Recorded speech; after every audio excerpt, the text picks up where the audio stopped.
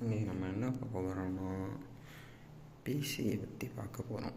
இது 2022 வாங்கின பிசி 2025 எப்படி இருக்குன்னு பார்க்கலாம். இப்போ இது யூபிஎஸ் தெரியும். இது பேட்ரி போயிடுச்சு. சும்மா கனெக்ஷன் பண்ணுறக்காண்டி ஒயர்லாம் சர்வருக்காண்டி வச்சுருக்கேன்.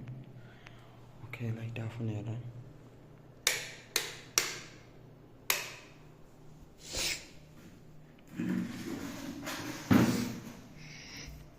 இதுதான் கிராஃபிக்ஸ் கார்டு RTX 3060 Ti. இது கூலரு. இதுக்கு கூலர் லிக்விட் கூலர் மேலே இருக்கும். 2 ஃபேன் வரும். Liquid cooler. அது ஸ்டிக்கர் ட்ராகன் மாதிரி இருக்கிற ஸ்டிக்கரு அந்த பாக்ஸ்குள்ளேயே இருந்துச்சு. சும்மா எடுத்து ஓட்டி வச்சேன். கேபினெட்டு. இந்த கேபினெட்டு நல்லா இன்ன வரைக்கும் நல்லா இருக்குது. எந்த பிரச்சனையும் இல்லை. இந்த பட்டன்னா கொஞ்சம் கோளாறு கொடுத்துச்சு இடையில ஒரு 2-3 வாட்டி. அதுக்கப்புறம் நல்லாயிடுச்சு. இதில் கலரை நம்ம மேனுவலாக வைக்க முடியாது. மதர் போர்டு சப்போர்ட் பண்ணாது என் மதர் போர்டு. மற்றபடி எஸ்எம்பிஎஸ் இதெல்லாம் உள்ளே இருக்குது. RAM 16 GB RAM 288.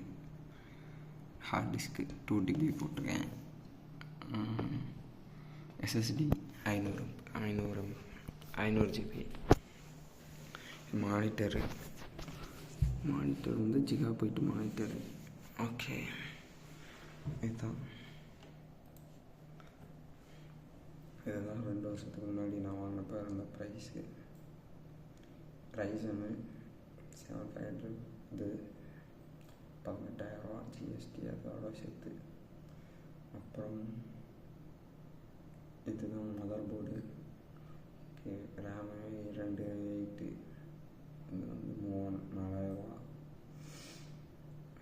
SSD 3,200.